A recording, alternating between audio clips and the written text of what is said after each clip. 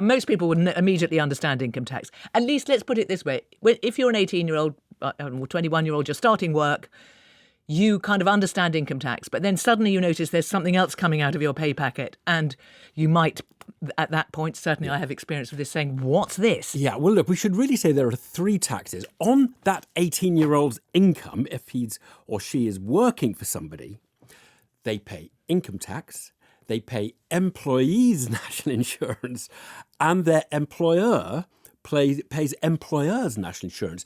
And I think you can assume, Sarah, this is one of the most important issues, one of the most important points in understanding tax, is if the employer is paying 15% of the salary in tax, they are probably, when they think about how much they can afford to pay that 18-year-old, paying less than they otherwise would. So the 18-year-old is losing salary for the employers, the employees, and the income tax. The income tax is the one, though, we always focus on. And that is why our tax system has become skewed to very low rates of income tax, 20% rate of income tax. And over the years, national insurance has become more important as income tax has become less. Because chancellors have thought, let's cut the rate of income tax and make it look like we're low tax. And then we'll put up the rate of national insurance. And that's why actually income tax raises about 11% of our national income is income tax. And about 7% of our national income is national insurance. So these are both very substantial taxes. Okay. And income tax most important, and employers' national insurance more important than employees. It's worth actually just like you make the point about governments have only ever wanted to cut income tax because it's just such a totemic thing. The last time it was raised, 1975, the interest rates, I mean, the basic rate was 33%, went up to 35%. The other rates, which also went up by 2%, were 40%, 45%, 50%, 55, 60, 65, 70, 75. It was only the top rate, 83%, that wasn't changed. I mean, it was just a whole different use in our whole economy. Yeah, and over the years, governments have simplified the income tax, and particularly those upper rates. And it's an important point to make about that. And they've brought the rates down, and they've really tried. The whole effort in our tax system has been to raise money while lowering the basic rate of income tax. Now, look, it is worth saying just about those upper rates. People want higher rates for richer people because that makes the system progressive. It means that those with the broadest shoulders are carrying the heaviest burden. Does make sense. It is worth pointing out, though, that what really makes our income tax progressive is the fact that you have a big personal allowance where you pay no tax. That is worth much more proportionally to lower income people than to rich people. If you're on 100,000 a year, the 12 or 13,000 a year tax free doesn't matter. But if you're on 20 grand a year, that income tax, that first slice of tax-free income you get is really worth a lot. And that actually really makes the system progressive. It means the average tax rate for rich people, even, on the basic rate, the average tax rate those people are paying is lower than for poor people because the tax-free slice is really worth a lot to the people for whom it's, closer to their income. Now, we're talking about national insurance. National insurance, when it was originally devised, it had a very particular purpose because, well, and to some extent, I suppose it still does. Not really. I mean, well, it does. Okay. They do count up your years of contributions. But look, it was all it was insurance. It was like you got an earnings-related unemployment benefit if you fell out of a job, and it was... You're paying for your pension. Yeah. And there was almost a contributory element of it. If you opted out of it, then you wouldn't get a state pension. That was the original thing. There was a very strong contributory element. And that was seen as upholding, if you like, the legitimacy of a welfare state that people are paying in and they get out. That has all been faded into irrelevance, in all honesty. They're just two whopping great taxes, and they're what government pays for all their service. Which is why I enjoyed the director of the Centre for Policy Studies, Robert Colville, on your programme PN this week, describing it as income tax with a false moustache. Yeah. Now, let's go through the difference, though, because there are lots of differences. Even though they are both simple income taxes, there are big differences. And number one, national insurance, interestingly, people won't mostly notice this. National insurance is based on your weekly or monthly income. Income tax is based on your annual income. So if you if you're unemployed for half the year and then have a big high-paying job for the other half of the year, income tax looks at your income for the whole year, and that's what you're taxed on.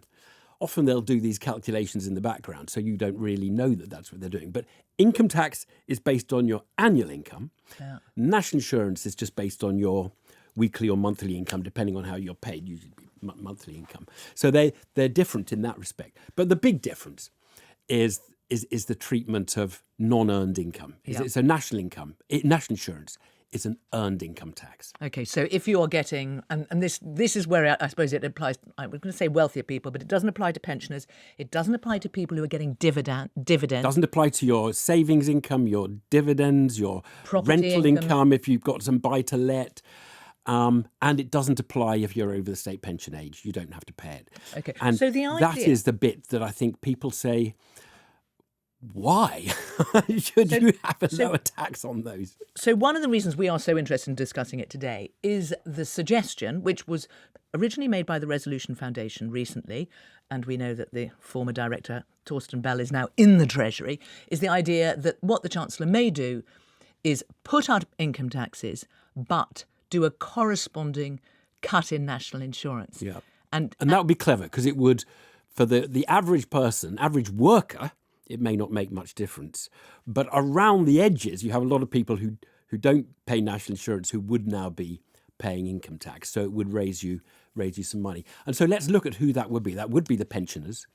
The self-employed would end up paying more because they have beneficial rates of national insurance.